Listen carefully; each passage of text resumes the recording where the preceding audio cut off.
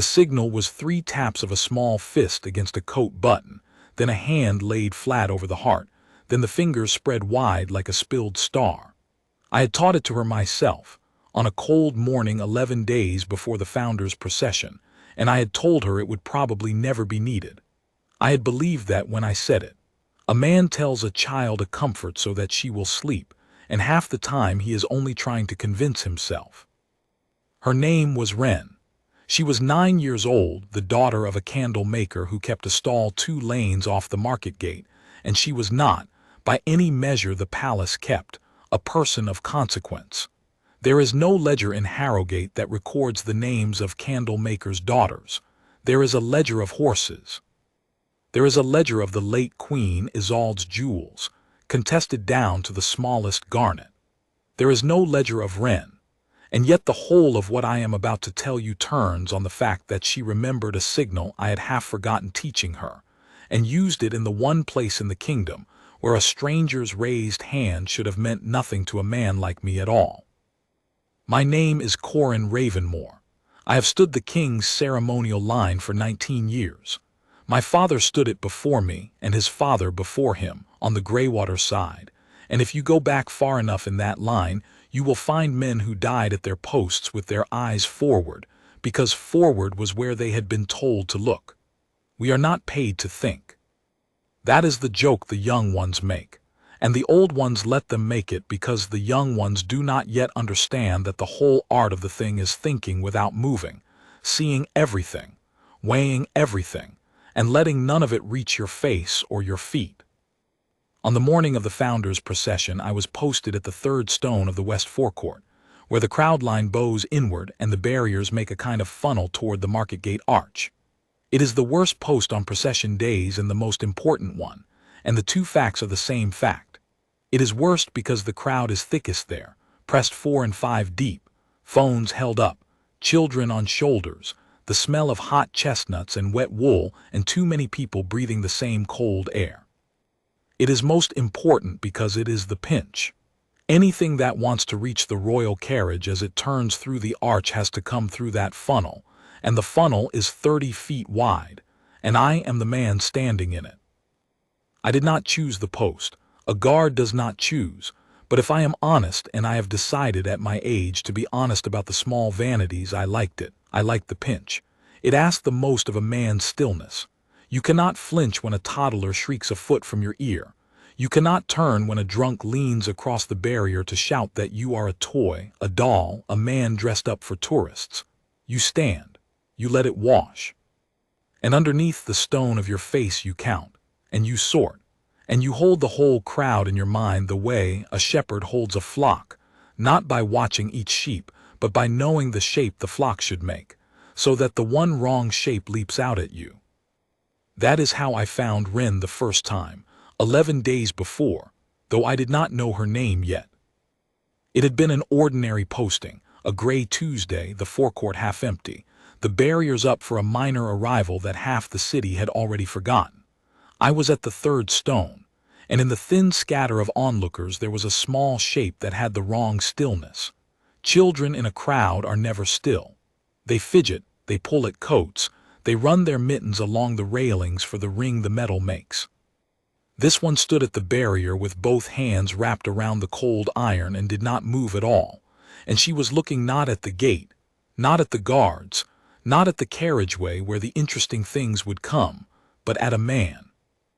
I followed her line of sight the way you follow a crack in a wall without turning my head, only my attention. The man was 3 people to her left, well dressed in a gray traveling coat, hat low, and he was doing nothing. He was watching the girl watch nothing, and the girl was holding the railing the way a person holds a railing when the ground has stopped feeling reliable. I could not leave my post. There was no wrong being done that any law would recognize. A man may stand in a public square. A child may hold a railing. But I have learned that the body knows a thing before the mind can defend it, and my body did not like the geometry of those 2 shapes. The still child, the watching man, the small distance between them that he kept closing by an inch and letting open again, closing and opening, the way a man tests a door he means to come back to. When the minor arrival was done and the barriers came down, the crowd loosened and drained toward the market gate. I watched the gray coat drift after the girl, unhurried, and I did a thing that is not in any protocol. I stepped off my relieved post. I was relieved. The line was struck. I was within my rights though not within my habits, and I walked in no hurry in the same direction until I was between them. I did not touch the man. I did not speak to him. I simply became a wall he had not planned for, a red and black wall in ceremonial dress that had somehow appeared in the lane he wanted, and I stood there fixing my glove while the girl reached her father's candle stall and vanished into the warmth of it, and after a while the gray coat found somewhere else to be. I should have let it end there.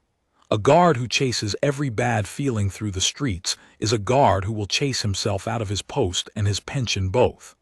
But the girl came back the next day, alone, to the edge of the forecourt where the public may stand, and she waited for me to be relieved. And when I was, she walked up to me with the particular courage of a child who has decided a thing in the night, and will not let the morning talk her out of it. "You saw him," she said, not a question. "I saw a man in a gray coat," I said. "I saw a girl who did not like him near her."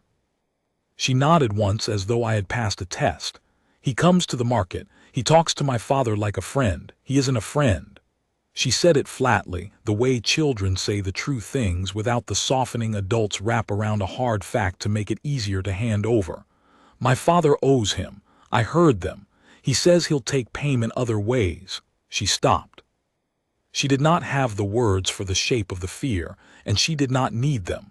I had the words, and I did not want them in the air between us, so I said nothing about them either. "Does your father know you're here?" I asked. "No, a beat. He'd say I was being silly." "You're not being silly."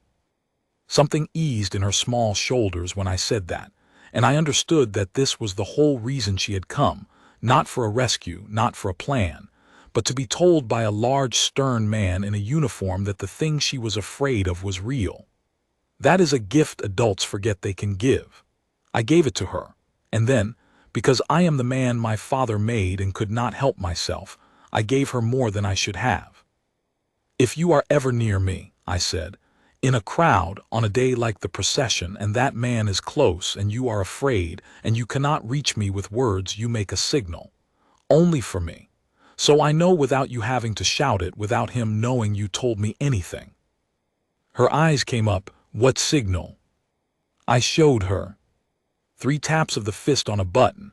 I chose a button because a child's coat has buttons, and a fist is a thing a frightened child can make without anyone thinking twice. Then the flat hand over the heart, which looks like nothing, like a girl being solemn, like a girl saying a pledge. Then the fingers spread wide, the spilled star, which looks like a child simply opening her hand. 3 small nothings that together meant, "He is here, I am afraid, come." "But you can't come," she said, and she was right, and it was the smartest thing anyone said to me that whole week. "You have to stand still, that's your job." "That's my job," I agreed. "But there is a rule under all the rules. Do you know what it is?" She shook her head. "The rules are there to protect people," I said. "Every last one of them. The standing still, the eyes forward, the not speaking, all of it is a fence around something worth keeping. And if the day ever comes when the fence and the thing it protects want different directions, if standing still would let a child be hurt, then the fence is wrong that day, and a good man climbs over it. Do you understand?" She did not entirely. But she filed it away, the way children file the sayings of adults for later use, and she practiced the signal twice, 3 taps, flat hand, spilled star, and then she ran back to the candle stall and the warmth, and I went home and told myself I had done a foolish, soft-hearted, wholly improper thing, and that it would never be needed, and that the man in the gray coat was probably just a debtor's hard friend and nothing worse. 11 days. That is how long I had to be wrong.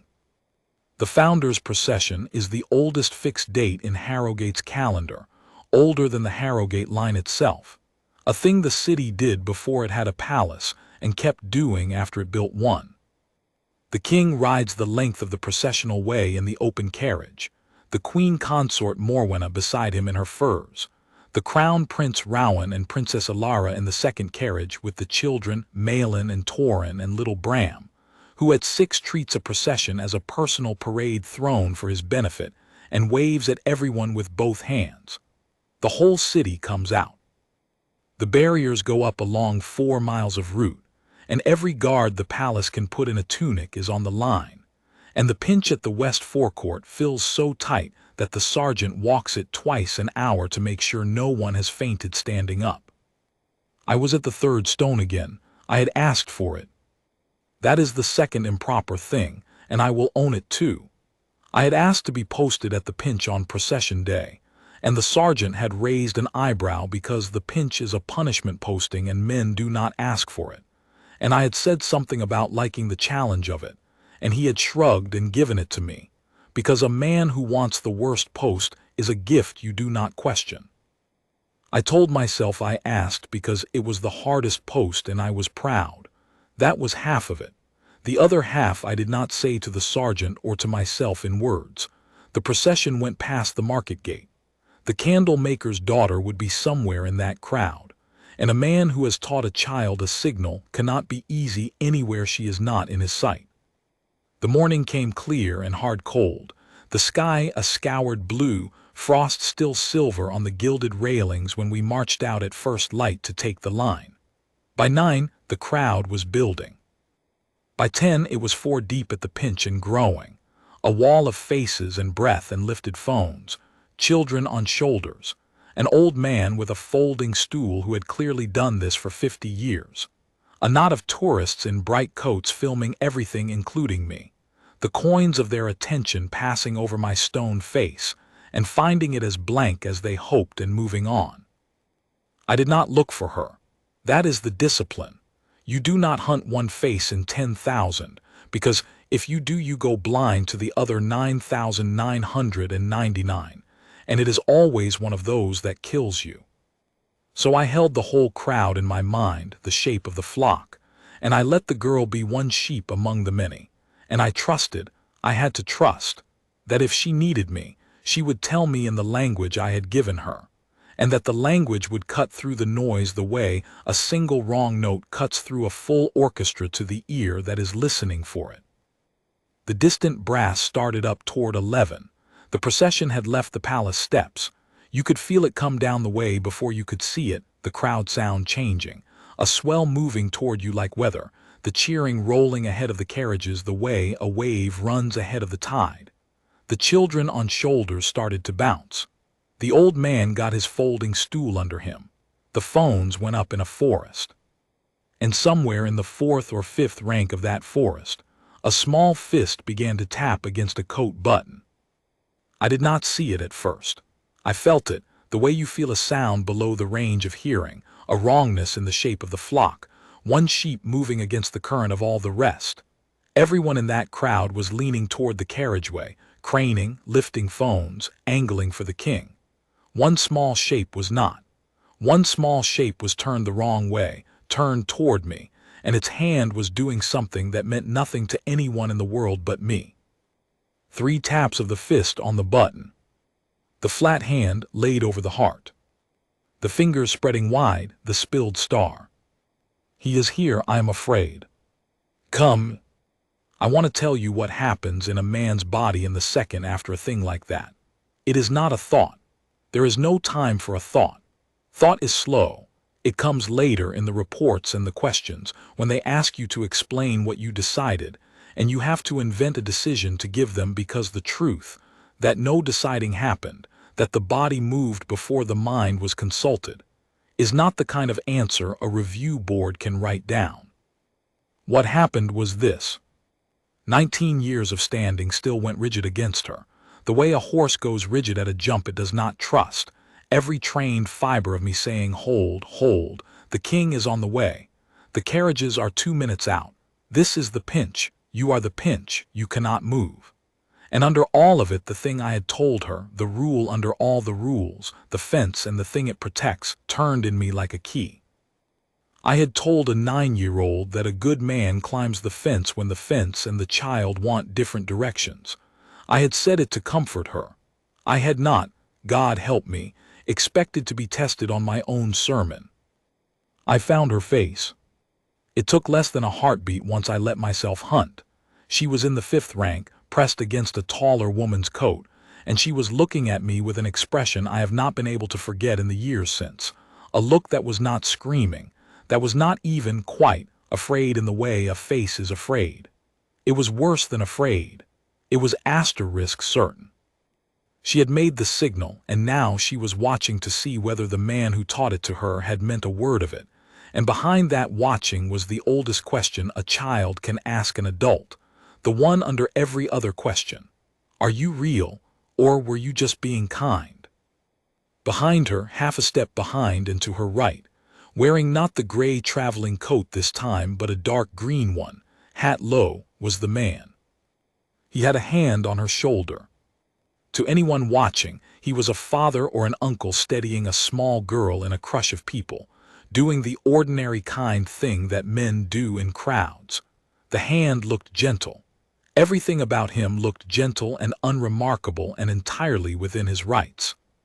And I saw, in the way she held herself under that gentle hand, leaning her whole small weight away from it, the way you lean away from a stove you have already been burned on, that the hand was not gentle at all, that it was a leash, that he had found her in the crowd and closed the distance he had spent 11 days practicing and put his hand on her, where 10,000 people would see nothing but kindness, and that he was, at that moment, walking her by slow degrees toward the mouth of the Market Gate Lane, where the crowd thinned, where a man and a girl could slip out of a procession that no one would ever afterward be able to reconstruct. 2 minutes to the carriages, the king's own carriage, coming down the way toward the pinch I was sworn to hold, and a child at the edge of my post being walked, one gentle step at a time, out of the world. I broke. I have used that word in every telling of this since, and men have taken it to mean I panicked, that discipline failed, that the stone cracked. Let me be precise, because the precision is the whole of my defense and the whole of my pride. I did not break down. I broke protocol. There is all the difference in the world. A man who breaks down flails. A man who breaks protocol acts with more control than he has ever had, not less, because now the control is aimed at something that matters instead of at holding a pose. The stillness had never been the point. The stillness was the sheath. What I drew that morning was the thing the sheath had been protecting all along. I came off the 3rd stone. You must understand what that is to a man of my line to make it worth anything to you. It is not stepping off a mark on a floor. It is stepping off 19 years and my father's line and the whole architecture of who I had told myself I was. The sergeant, 40 feet up the line, saw it, and I heard him bark my name once, sharp, the crack of a man watching his worst post walk off itself with the king 2 minutes out. I did not answer him. I did not slow. I did not draw my weapon. I want that on the record. I never touched it. There was a child in the space, and a weapon in a crowd is a way of turning one danger into 3. I went through the barrier at the gap where the barriers hinge, and into the crowd. Going into a 4-deep procession crowd is like going into surf. It does not want you. It is a solid thing made of soft bodies, and every one of those bodies is leaning the way you are not, craning toward the carriages, and none of them can see you coming because they are all looking the other way, and you cannot shout make way, because the moment you shout, the man in the green coat knows, and a man who knows will do the fast, ugly thing instead of the slow, patient one. And the slow, patient one was the only version of this morning where the girl came out of it whole. So I did not shout. I went through them the way water goes through a hedge, sideways, low, a shoulder here and a turned hip there.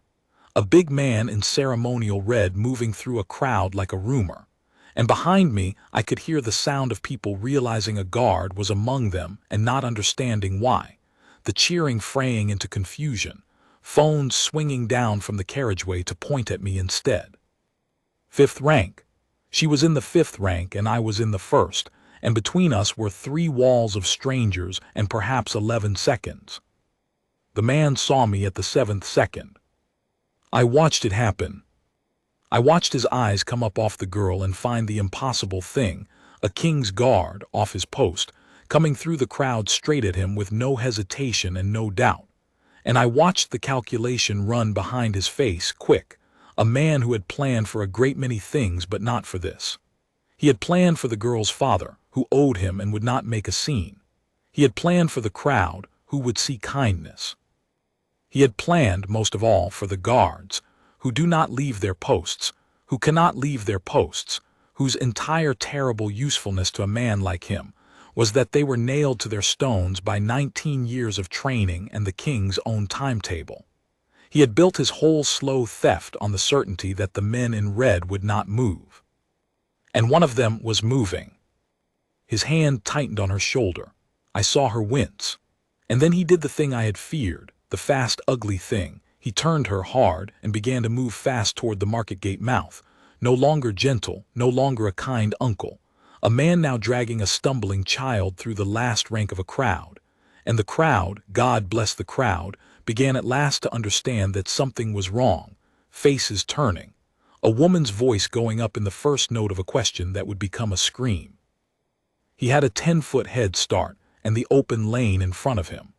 I had 3 ranks of strangers still between us and a girl I could not afford to lose sight of for even a breath. So I did the second improper thing of that morning, the one they asked about longest afterward. I stopped fighting through the crowd. I stepped up onto the low stone lip of the fountain base that runs along the forecourt's edge, a foot of height. But a foot is everything. A foot let me see over the heads, and from that foot of height, in a voice that 19 years of parade ground had built for exactly one purpose I had never before had cause to use, I did not shout stop, and I did not shout *help. I shouted the girl's name. Ren. It cut through everything. It cut through the brass and the cheering and the confusion. One word, a man's full command voice throwing a single small name across a public square, and it did 3 things at once. It told her I had come, that the signal had worked, that I was real, that I had not just been kind. It told the crowd, in a way no cry of stop that man ever could, that this was not a father and a daughter, because a father does not have to be told his daughter's name shouted across a square by a guardsman she clearly knows. And it told the man in the green coat that his slow, patient theft was over, that he was known, that he was named adjacent, that in about 4 seconds this was going to become the most filmed 40 feet in the entire kingdom. She heard it. Her head came round toward me, and even at that distance over all those heads, I saw the thing happen in her face that I had come off my post to make happen. The certainty broke open into hope. She had been so sure I was real. Now she knew it. And a child who knows the large stern man is coming does a thing a frightened child cannot do. She stopped being cargo. She dropped. All her small weight went straight down, did weight. A 9-year-old turning herself into an anchor in the 1/2 second it took the man to adjust, and his fast drag stumbled on her sudden dead weight. And that stumble, that 1/2 second she bought herself with nothing but nerve and a shouted name, was the 1/2 second I needed. I came off the fountain lip and through the last 2 ranks, not like water now but like a wall coming down. People got out of the way. When a large man in a king's tunic is coming and a name has been shouted and a child is on the ground, a crowd learns fast what its legs are for. I do not remember the last steps. I remember his face when I reached him, the green coat, the low hat knocked back now, and under it not a monster but the worst thing, which is an ordinary man. A man with the flat, patient eyes of someone who has done this before and gotten away with it before and had genuinely believed, up until 11 seconds ago, that he would get away with it again. He was already letting go of her by the time I arrived. That is the thing about men like him. They are cowards at the core, and the core shows the instant the arithmetic turns against them. He let go of Ren's shoulder and put both his empty hands up and began, even then, to arrange his face into innocence. "Officer, there's been some misunderstanding, the girl's upset, children do wander," the smooth, reasonable lie already forming. I did not hit him. I want that on the record too, because a great many people who watched the footage afterward wanted me to have hit him, wanted the tall red guard to have laid the man out on the cobblestones to the cheers of the crowd, and were quietly disappointed that I did not. I am not sorry to disappoint them. I have stood the line 19 years precisely, so that I do not become a man who solves things with his hands when his hands are not the thing the moment requires. What the moment required was that the girl be safe, and that the man not run. So I did two things at once, in the one motion, and both of them were the training and neither was the temper. I put Ren behind me. One hand, flat and firm on her shoulder blade, turning her out of the space between us and into the space behind me, which is the safest 6 feet in the kingdom, the space a king's guard has put his own body in front of. And with the same forward momentum, I closed the last foot to the man and did not strike him but simply arrived, put my full weight and my full height into his personal space, chest to chest, close enough that he had to choose in that instant between running into me or backing up, and a man who backs up in a crowd backs into other people, and other people, once they have understood, do not let a man like that pass. "You'll want to stand very still," I told him. It came out level. 19 years of holding a level voice while the world came apart in front of me was, it turned out, good for exactly this. You've done it before. Stand still. It's the only good idea you have left. Behind me, I could feel Ren's hands close into the back of my belt, both fists, holding on the way she had held the cold iron railing 11 days before. Except now, the thing she was holding onto was warm and it was me, and it was not going anywhere. The man measured his options. I watched him do it. The lane behind him had filled. The crowd had turned all the way around now, the procession forgotten, a ring of citizens closing at his back with the particular hardness a crowd gets when it has just understood it was nearly a witness to something terrible and is furious to have almost let it happen. The market gate mouth, his escape, was a wall of the girl's own neighbors, the candle sellers and the fishmongers and the woman from the flower stall, all of them having done the crowd math at the same instant and none of them inclined to let him through. In front of him was me.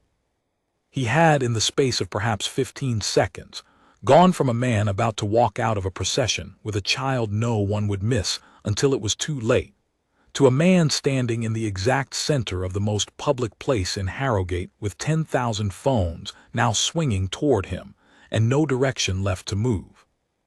He ran anyway. They always run anyway. The coward's brain does not do arithmetic well under pressure. He feinted left and drove right, toward the one seam in the crowd that looked, for half a heartbeat, like a gap. It was not a gap, it was the sergeant. I had heard him bark my name 40 feet up the line when I came off my post, and I had not answered, and I had assumed, to the small extent I had bandwidth to assume anything, that he was cursing me and calling it in. He had done both, but Sergeant Halden Greywater is a cousin of mine 4 times removed, and a man who has stood the line 30 years to my 19, and when he saw one of his guards come off the pinch at a dead certainty with the king 2 minutes out, he did not waste the 2 seconds it would have taken to decide I had gone mad. He decided I had a reason, and a king's guard who trusts that his man has a reason is worth an army of men who need it explained first. Halden had come off his own post behind mine and worked up the line the other way, and he arrived at the seam the man drove for at precisely the moment the man drove for it. And the man in the green coat ran full tilt into a second wall of ceremonial red, older and heavier, and even less inclined to move than the first, and that was the end of the running. It took 4 of us in the end to hold the ground until the constables reached us through the crowd, myself, Halden, and 2 of the forecourt line who had read the shape of the thing and come off their stones the way we had, trusting the men beside them. The king's procession, I should tell you, did not stop. That is the part people find hardest to believe, and it is the truest measure of what we are. The carriages came down the processional way at the appointed minute, and turned through the arch at the appointed minute, past a west forecourt where 4 of the ceremonial guard had abandoned their posts, and were pinning a man to the cobblestones in the middle of a roaring crowd, and the line held anyway. It held because the rest of the men on it held. That is the thing a man like the one in the green coat can never understand and can never plan around. He thought the guard's discipline was a wall he could climb over, when the discipline was never the wall. The discipline was the reason 4 men could leave their wall at once and trust it would still be standing when they got back, because every other man on it understood, without a word passing between us, that if Ravenmoor was off his stone with a child behind him, then the stone could wait. The constables took the man. I did not see much of that part. I was on one knee on the cold cobblestones with Wren, who had not let go of my belt and now did not want to let go of my sleeve, and who was doing the thing children do after the danger passes, which is fall apart, finally, safely, all at once, now that there was a large, warm reason to fall apart against. She was not crying at first. She was shaking hard, the way a small animal shakes, and saying something over and over that I could not make out until I bent close, and it was not thank you, and it was not I was so scared. It was, you came, you came. You said you would and you came. I came, I said. I'll always come. You did everything right. You made the signal and you held on and you dropped when you had to. You were braver than most soldiers I've served with. I meant it. I have served with a great many brave men, and I have never in my life seen a braver thing than a 9-year-old turning herself into an anchor in a stranger's hands because she had decided, against all the evidence a bad year had given her, to trust that a man in a red coat had meant what he said. And even as I said it, even on one knee with the danger past and the child's fists in my sleeve, the old habit did not switch off. The flock. I was still holding the shape of the crowd in my mind, and something in that shape was still wrong. Sorrow was down and taken. That note was resolved. But there had been, I realized, a second wrong note the whole time, one my attention had filed and set aside in the rush toward the first, and now that the first was answered, the second rose up out of the noise the way a held breath rises when you finally let the other one go. There had been a man at the mouth of the market gate lane, not moving toward us, waiting, positioned. A man in a plain brown coat who had been standing exactly where the lane thinned, exactly where a slow, patient theft would have delivered its cargo, and who had done nothing at all, because his part was not to take the girl. His part was only to be the open door she would be walked through, the next hand in a chain built so no link ever quite touched the next. Sorrow was the grip. The brown coat was the door. And the moment Sorrow went down and the crowd turned and my name went up in the square, the brown coat had begun, unhurried, to become a different man, to unbutton the plain coat and let it hang open over a laborer's shirt, to pick up a market basket that had been sitting at his feet the whole time, to arrange his face into the mild boredom of a man doing his shopping, and to drift, at exactly the pace of the drifting crowd, toward the far side of the square and away. He was good, he was better than Sorrow. If I had been only a man who had rescued a child, I would never have seen him. I would have been all eyes for the girl and the villain in irons, and he would have walked out of that square and out of the story and been waiting at some other market, behind some other debt, within the month. But I was not only a man who had rescued a child. I was a guard, and a guard reads the note that is wrong, and the wrongest note in that entire square was the one man in 10,000 who was moving calmly asterisk. The one man whose pace had not changed when everyone else's had, who alone in all that turning, roaring, phone-lifting crowd was behaving exactly as though nothing had happened, which is the one thing no innocent person can do when something plainly has. I could not chase him. I had a child in my sleeve and constables to hand off to and no bandwidth left in my body for a foot race. So I did the only thing a still man can do, which is the thing my whole life had trained me for. I marked him. I fixed him, the brown coat gone open, the laborer's shirt, the basket, the particular rolling gait a big man uses to look smaller, and I turned my head, slow and deliberate, to young Perrin, who had come off his own stone and was nearest, and I said 3 words in the flat voice that carries without shouting. Brown coat, basket, Northwest corner, moving out, mark him, don't rush him, follow him home. Perrin was 22 and had stood the line 11 months, and he did not ask one question. He looked where I looked, found the note I had found, and peeled off into the crowd at a citizen's amble, a man who happened to be leaving the same way, and I lost sight of them both in the press. I want you to know how that thread ended, because it is the part the footage never showed and the crowd never cheered, and it is the part I am proudest of, quieter than the shout and the rescue.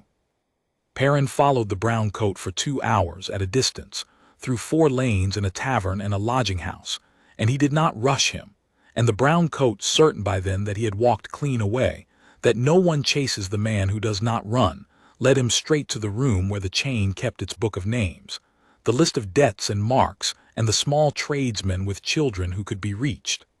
That book was worth more than sorrow and the brown coat put together. That book was the thing the king's inquiry would open 3 days later in the warden's hall. And it came to us because a man on one knee with a child in his arms had refused, even then, to stop reading the crowd, because the habit that people mock as asterisk standing there doing nothing had, in the one instant it was needed, done the thing no rushing hero could have done. It had asterisk seen.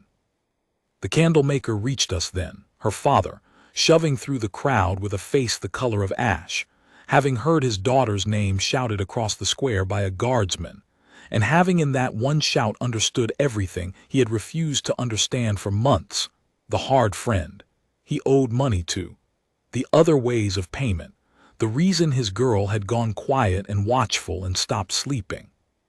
He fell on his knees beside us and gathered her up and could not speak, and over the top of her head he looked at me, and I will not tell you what was in that look, because some things a man should keep for the man they belong to. I will only say that I have been thanked in my life, formally, with medals and with the king's own hand on my shoulder, and none of it has weighed what that silent look weighed. Now, if this were the sort of story the crowd wanted, it would end there. The child safe, the villain in irons, the guard a hero, the sun on the frost.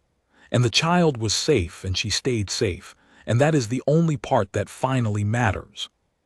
But I have promised to be honest about the small vanities and the harder things, and the harder thing is that, for me, that morning, the trouble was not ending. It was beginning. Because a king's guard had abandoned his post, the asterisk pinch, the most critical post on the most important ceremonial day in the kingdom's calendar, with the king's own carriage 2 minutes out, and no amount of a candlemaker's silent gratitude was going to make that fact go away. I knew it while I was still on my knees on the cobblestones. I knew it the way you know a bruise is coming while the blow is still landing. I had done the right thing and I had broken the deepest rule I had, and both of those were true at once, and the palace does not run on both of those are true. The palace runs on protocol, and protocol is a machine, and a machine does not care why a gear left its housing. It only registers that the gear left and grinds toward the correction. They relieved me that afternoon. Not dishonorably, not yet, but they took my post and my rifle and stood me down pending a review of conduct, which is the palace's careful phrase for we do not yet know whether to decorate you or dismiss you, and we would prefer not to have to choose. Sergeant Halden took his own standing down beside me without a word of complaint, and so did the 2 forecourt men, Aldous and young Perrin, all 4 of us off the line together, and I felt the weight of that more than I felt the weight of my own trouble. I had not just risked myself. I had, with one break of protocol, pulled 3 good men off their stones behind me, and now 3 good men were standing down because they had trusted me. And if the review went the wrong way, it would go the wrong way for all 4 of us at once. The 3 days between the procession and the review were the longest of my life, and I spent most of them learning what a guardsman is when you take the tunic away. The answer, it turns out, is not much that anyone can see and everything that no one can. I went home to the narrow rooms above the cooper's yard where I have lived alone since my father died, and I sat in the quiet, And for the first time in 19 years, I had no post to stand and no mark to hold and no shape of a flock to keep in my mind. And the emptiness of it was a physical thing, a missing weight, like a man who has carried a pack so long he sways when it is taken off. I had thought, in my vanity, that the discipline was something I did. In those 3 days, I learned it was something that had been holding me up. Halden came the second evening. He is not a man who visits. 30 years on the line have worn him down to a few essential motions, standing and marching and going home to his wife, and social calls are not among them. So when I heard his heavy tread on the Cooper's stair, I knew it was serious, and I opened the door braced for bad news about the review. He had brought a bottle of the dark, spiced wine the Greywater side drinks at funerals and namings and nowhere in between, and he set it on my table without a word, and sat down in my one good chair, and looked at me for a while, and then he said the thing he had climbed the stair to say. "My girl's the same age as yours." He did not have a girl. He had 2 sons, both grown, both on the line themselves down the coast. I understood he did not mean it literally. He meant the candle maker's daughter, and he meant that he had a place in himself where a small, frightened person lived, the way every decent man does. A place the discipline is built partly to protect and partly to protect asterisk from. And he meant that, when he had seen me come off the pinch, he had known in his gut before he knew it in his head, which place I was moving from. "I didn't decide to follow you," he said. "I want you to know that before this review makes it sound like some noble choice. I didn't weigh it. I saw you go and my legs went. 30 years on the line and my legs just went, same as yours must have. And do you know what I thought, the one thought I had time for working up the crowd? I thought, if Corin's wrong about this, I'm finished and I don't care. That's the whole of it. I didn't care. 30 years, a pension, 18 months off, and I'd have thrown the lot on the cobblestones for a child I'd never met because you'd already thrown yours, and a man doesn't let his cousin drown alone." He drank. "Now the board's going to ask me why I left my post, and I'm going to have to make up a reason that sounds like discipline, because my legs went and I didn't care is the truest thing I've got, and it's the one thing they can't write down. I have been given many gifts in my life. That confession from a man who does not make them is near the top of the pile, because it told me the thing I most needed to know going into that cold hall, that I was not a lone crank who had invented a private duty, the way the Queen Consort would try to paint me. I was one of 4 men whose legs had gone at the same instant in the same direction, for the same small reason, and if that was a failure of discipline, then discipline was a thing I no longer understood and did not want to. We drank the funeral wine, though no one had died, and we did not talk much more, and before he left Halden said one more thing from the doorway that I have kept. "You taught her a signal," he said. "That's the part they'll come at hardest, a guard training a stranger's child to call him off the line. But here's what none of them will say, because none of them have stood the pinch enough years to know it. We're already reading signals. Every day. That's the whole job. A crowd is nothing but 10,000 signals, and a good guard reads the one that's wrong. You didn't teach that girl anything the post doesn't teach. You just taught her the code so her one wrong note would reach you instead of getting lost in the noise. That's not breaking the discipline. That's the discipline doing exactly what it's for, only kinder. Say that if you get the chance. Say it in those words." And then he went down the stair, and I sat with the empty bottle and turned his words over until I had them by heart, because I have never in 19 years had a better man to steal an argument from. I slept badly the last night. I dreamed. I do not often dream, or do not often remember of my father on the line, the way I remember him from when I was small, and my mother would take me to watch the changing of the guard. An enormous still red figure that was somehow also the man who carried me on his shoulders, and I remember asking her in the way of a child, why Papa never waved to me, why he stood so still when I was right there, and she had crouched down and said, "Because he's minding all the children, love, not just you. He can't wave to you because then he'd have to wave to all of them, and while he was waving, who would mind them?" I had not thought of that in 40 years.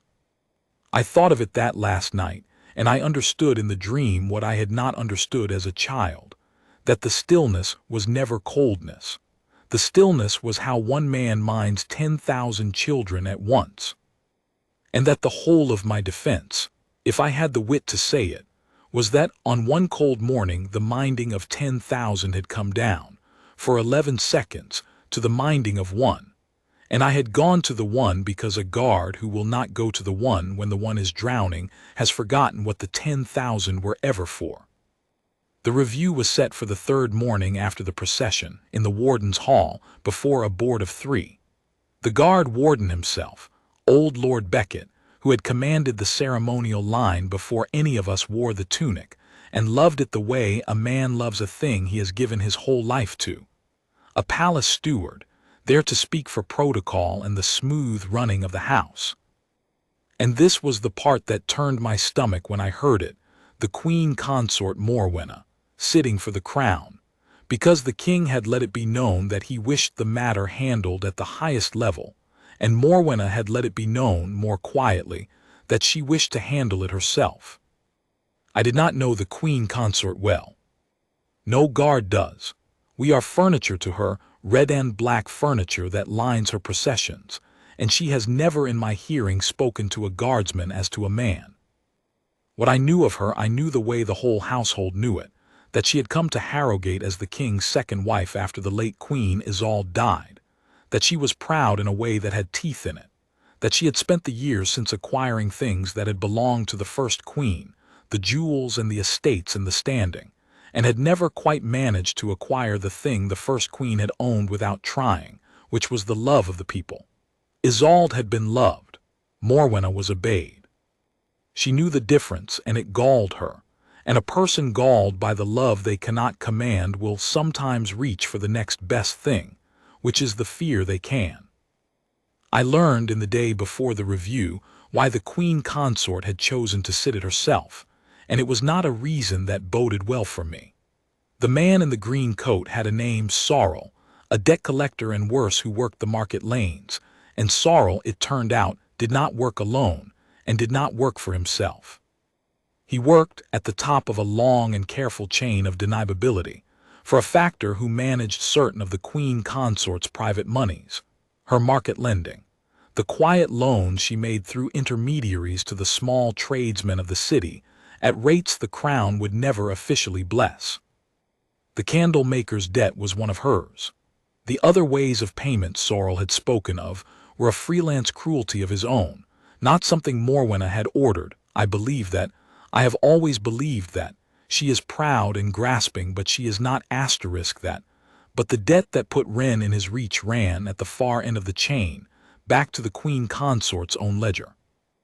And a review of my conduct, held in public, with the footage of the whole thing already spreading through the city, and the man Sorrel in a cell talking, was a thing that could very easily stop being about a guard who left his post and become about whose money had put a candle maker's daughter in a debt collector's hands in the first place. That was why Morwenna sat the review, not to judge me, to control what got said. I understood, walking into the warden's hall on that third morning, that I was not the defendant. I was the thing standing between the Queen Consort and a question she very much did not want asked out loud, and she had every intention of using the review to make me the whole story, the reckless guard, the broken protocol, the man who abandoned the king, so that no one would think to ask the other question, the one that started with her ledger and ended with a 9-year-old's shoulder in a stranger's grip. I have stood many hard posts in 19 years. Walking into that hall, unarmed, out of uniform, with 3 good men behind me who had trusted me, and a child somewhere in the city who thought I was a hero, and a queen in front of me who needed me to be a fool, was the hardest post I ever stood, and I could not so much as raise a hand to defend it. All I had was the truth, and the truth, in that hall, was going to have to do what my rifle never could.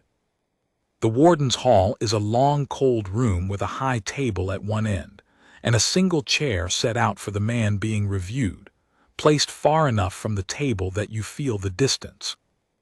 I stood behind the chair rather than sitting in it, because a Ravenmoor stands when he can, and Lord Becket, at the center of the high table, looked at me standing there, and I saw something move at the corner of his old mouth that might, in a warmer room, have been the beginning of approval. To his left, the steward sat with his ledgers. To his right sat the Queen Consort Morwenna, straight-backed in dove gray, her hands folded, her face arranged into the particular serene coldness of a person who has already written the ending of the meeting and is merely waiting for the middle to catch up. Becket opened it plainly. Guardsman Ravenmoor, 3 days ago during the Founder's procession, you abandoned the West Forecourt post, the Pinch, while the royal carriages were in approach. Do you dispute the facts? No, my lord, I left my post. You understand what that post is? Better than most, my lord. That is why I asked for it. Becket's eyebrow moved. He had not known that. I saw him file it. The steward wrote something down. The Queen Consort spoke then, and her voice was smooth and pleasant, and I did not trust one grain of it. Let us not make it a longer morning than it needs to be, Lord Becket. The man admits the offense. A king's guard left his post, the most important post, with his majesty 2 minutes from the arch. If every guard decided for himself which mornings the king's safety could wait, we should have no line at all and no crown behind it. The offense answers itself. She turned her serene face to me. I am sure you had a reason, guardsman. Men always do. But a reason is not an excuse, and the post is not yours to leave on a feeling. There it was, a feeling. She was going to make it a feeling, a soft-hearted guard, an impulse, a sentiment, because a feeling can be dismissed, and a feeling does not lead anyone to ask about a ledger. It was not a feeling, your grace, I said. It was a signal. A small stillness. The steward's pen stopped. Becket said, explain that. So I told them. I told them about the gray Tuesday 11 days before the procession, the still child in a crowd that should have had her fidgeting, the man in the gray coat closing and opening a distance the way a man tests a door. I told them how she had come back the next day and told me flatly, in the terrible plain way of children, that her father owed a hard man money, and that the hard man had spoken of other ways to be paid. I told them I had taught her a signal, 3 taps, the flat hand, the spread fingers, a thing she could make in a crowd that would mean nothing to anyone but me. I told them I had said to her, and I quoted myself to that cold high table without softening it, that the rules of the guard are a fence around the people they protect, and that on the day the fence and the child want different directions, a good man climbs the fence. And on the morning of the procession, I said, she made the signal, from the 5th rank of the crowd.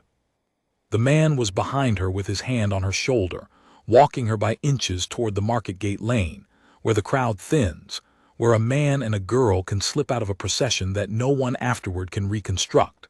I had a choice between my post and the child. I chose the child. I would choose her again this morning in this room in front of you, knowing everything it has cost. And I would like the board to understand that I did not choose against the king.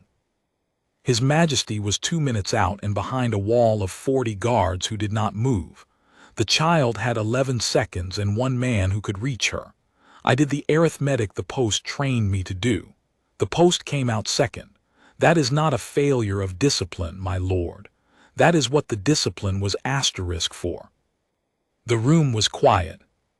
Old Becket was looking at me with something in his face I could not read, and the steward had stopped writing, and it was going, for one moment, better than I had any right to expect.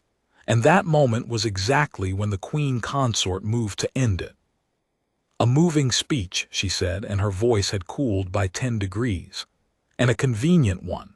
A guardsman teaches a stranger's child a secret game, meets with her privately, arranges signals, and we are to take his word for all of it, are we, on the strength of his own account? I find I am less moved than instructed.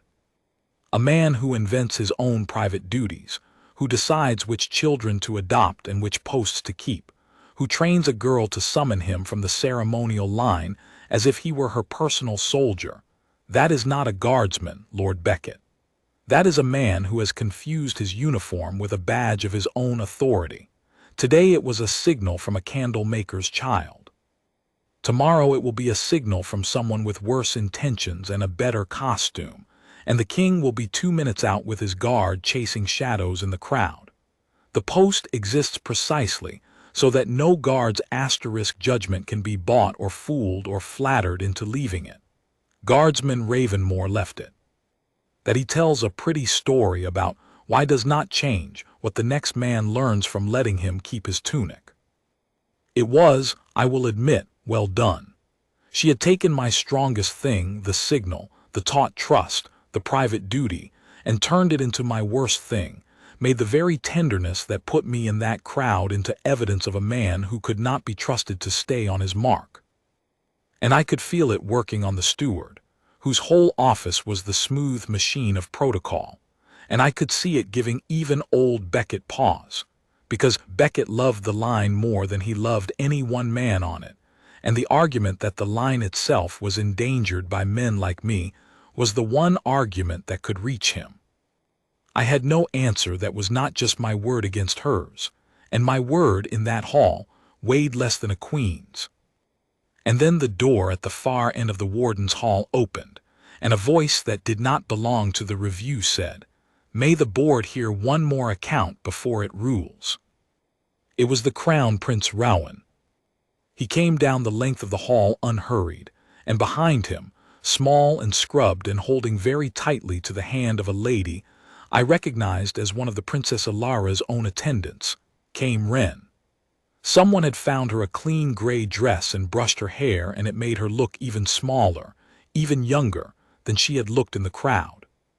She saw me the instant she came through the door, and her whole face lit like a lamp turned up, and it took every one of my 19 years to keep my own face still, because a guard under review does not smile at a witness, and because if I had let my face move at all in that moment, I do not think I could have stopped it. The Queen Consort had gone very carefully blank. She had not expected the Crown Prince. She had built her whole morning on the review being a small, quiet machine that she controlled. And Rowan is not a small, quiet machine, and no one controls him. And worst of all for her, Rowan had brought the one witness whose word she had just spent 5 minutes teaching the board to distrust, and had brought her in a way that made distrusting her impossible, walking her in by the hand of the princess's own household, as if to say, "This child is under our protection now. Weigh your next words." "Your Highness," Beckett said, rising, and the steward rose, and after a beat the Queen Consort rose too, because one does not stay seated when the heir stands in the room, however little one wishes to grant him the courtesy. "Sit all of you, please," Rowan said. "This is the board's morning, not mine. I ask only that you hear 2 things before you rule, and then I'll trouble you no further." He did not sit himself. He stood beside the empty chair I had refused near me, and I understood the message of that too. The first thing the board should hear is from the child directly, since the guardsman's account has been called a pretty story he might have invented. She was not coached. My wife's attendant will confirm no one put words in her. "Ask her whatever you like." Beckett gently asked her, and Wren, who had faced down a debt collector's grip in a crowd of 10,000, faced down a guard warden and a steward and a queen consort in a cold high hall and did not shake. She told it exactly as I had told it, but from underneath, from the child's height, the gray coat at the market, the way the man talked to her father like a friend and wasn't one, the night she heard them and heard the words asterisk other ways. How she had been afraid to tell anyone because they would say she was being silly. How the tall guard was the only grown person who had said, out loud, that she was not being silly. She showed them the signal with her own small hands, 3 taps, the flat hand, the spread fingers, and when the steward asked her, not unkindly, why she had trusted a guardsman she barely knew over the man her own father called a friend, she looked at him as though he had asked the simplest question in the world and said, "Because he came. My father's friend never came when I needed anybody. The guard said he'd come, and then there was a whole crowd and the king and everything, and he came anyway. That's how you know who's really your friend. They come. I have heard men argue law for hours, and reach less than that child reached in 3 sentences. The second thing, Rowan said, into the silence she left, the board may not yet have, because it was still being pieced together this morning while you convened. He drew a folded paper from his coat and laid it on the high table before Beckett. The man Sorrel has been talking a great deal, in the hope it will help him. It will not, but he does not know that yet, so he keeps talking. He has named the chain he worked in, who paid him, who paid asterisk them, whose market loans put a candle maker 40 crowns in the hole with a man who takes his payment in asterisk other ways. The chain is long, and carefully built so that no one link ever quite touches the next, which is how these things are always built. But it does reach a top. It reaches a private lending book kept by a factor in this household. That book is now sealed pending the king's own inquiry, at his majesty's order, given this morning. He paused, and he did not look at the Queen Consort, which was itself a kind of looking. I mention it only so the board understands what it is truly reviewing. The question before you was framed as, did a guardsman fail in his discipline by leaving his post? But that is not the whole question, is it? The whole question is, on a morning when a child was being walked out of a public square by a man in the pay of a chain that runs into this very house, every other eye in that square being turned toward the carriages, exactly as intended, was there, anywhere in the king's service, one man whose discipline was deep enough to see her, and whose honor was deep enough to move. He let that sit. You are not reviewing a failure of discipline, Lord Beckett, Rowan said quietly. You are reviewing the only success of the morning. I would think very carefully about what lesson the next man takes from how you rule. The Queen Consort's serene mask had not cracked, but it had gone brittle, the way ice goes from black to white the instant before it fails. She made one last try. She is nothing if not game, and she made it well. His Highness is generous, she said, and young and moved as we all are by a brave child. But the board must not rule on a story of chains and factors that has not been proven, that is sealed by his own word, pending an inquiry that has not begun. What is before this board is a fact, plain and admitted. A guard left the king's post. If we excuse that today because the story around it is stirring, we have taught every guard on the line that discipline is a matter of the day's headline. I ask the board to rule on the fact and leave the story to the inquiry, where it belongs. And that, I confess, might have carried the room, because it was true as far as it went, and it gave the frightened part of the board a place to hide. Rule narrow, rule on the fact, let someone else sort out the rest. Beckett's old face was working. He loved the line. He genuinely feared what a break in it would teach. I saw him leaning toward the narrow ruling, the safe one, the one that would cost me my tunic and save the machine, and I could not blame him for it, because 30 years on the line will make a man love the wall more than he loves the men who stand on it.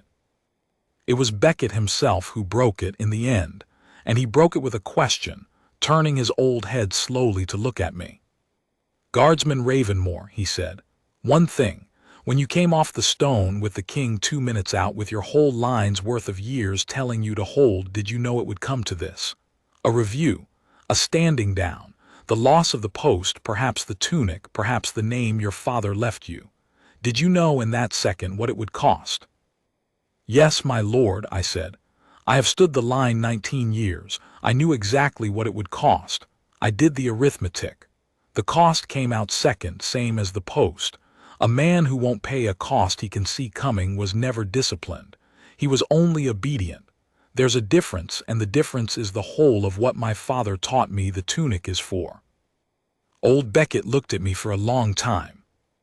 Then he did a thing I have never seen a guard warden do in a review, before or since. He stood, and he came out from behind the high table, and he walked the length of the cold room to where I stood behind my empty chair, and he stopped in front of me close enough that only I could hear what he said next, though he said the ruling itself loud enough for the whole hall. My father stood the line too, he said low just for me. He used to say the same thing about obedience and discipline, and I spent 30 years thinking he was splitting a hair. You've just made me understand him. At my age, in this cold room. I owe you for that, guardsman, whatever else the morning owes you. Then he stepped back and raised his voice and gave the ruling. The board finds that Guardsman Corin Ravenmoor left his post during the founder's procession. The board finds, further, that he did so to prevent the abduction of a child from a public square by a man now in custody, in the pay of a chain under the king's own inquiry. The board finds that the guardsman's account is truthful, corroborated by the child directly and by the constable's record, and that the standing order under which every guard serves, that the ceremonial duties are held in trust for the protection of the king's subjects, and never above it, was not broken by his action but honored by it. There will be no charge. The stood-down men are restored to the line effective at once, without mark. And the board will recommend to His Majesty. Here Beckett's old eyes flicked, just once, to the Queen Consort, and there was 30 years of the line in that flick, that the standing order be read aloud to every guardsman at his next mustering in these words, so that no man on the line ever again mistakes the fence for the thing it protects. The Queen Consort said nothing.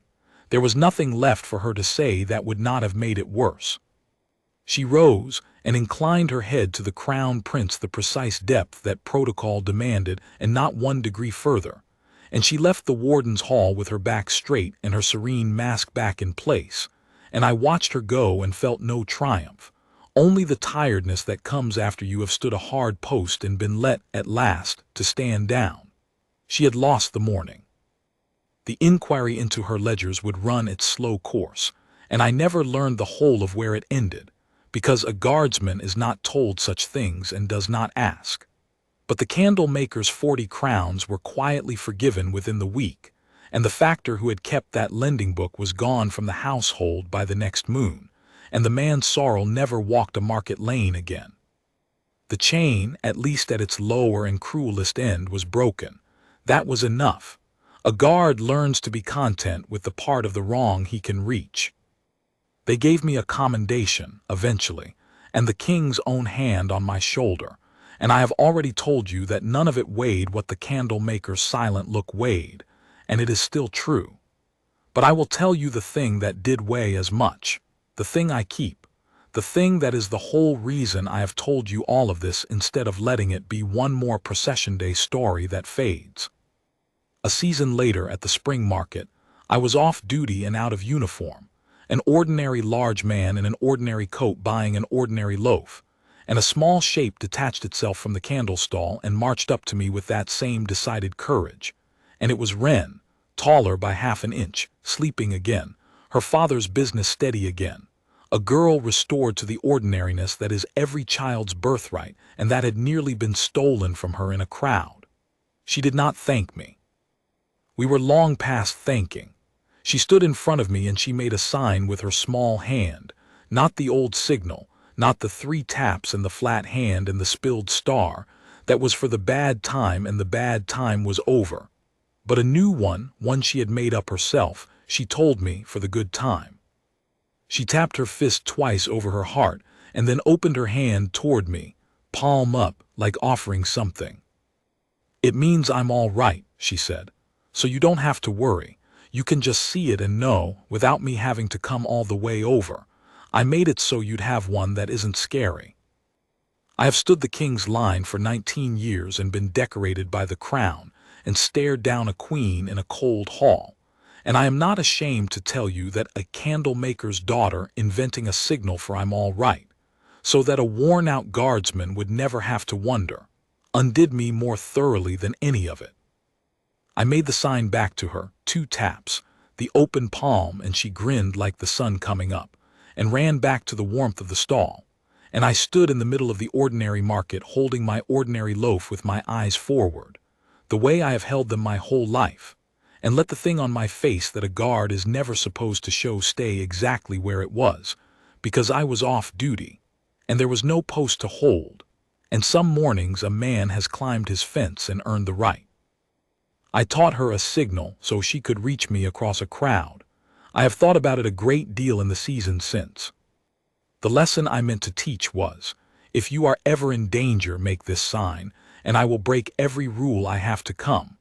But that was not the lesson she learned in the end, and it was not the lesson I learned either. The lesson was simpler and older, and it is the only thing I have left to tell you. A rule is a good servant and a poor master. The whole of the guard, the stone face and the still feet and the 19 years, all of it, every bit, is only worth the keeping so long as it stays what it was built to be, which is a fence around the people we are sworn to protect.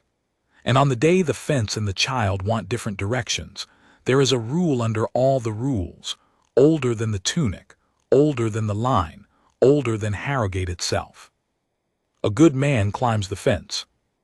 I climbed mine on a cold, bright morning with the king 2 minutes out, because a small fist tapped 3 times against a coat button, and a hand spread wide like a spilled star, and a child I had promised was waiting to see whether I had meant it. I meant it. I came,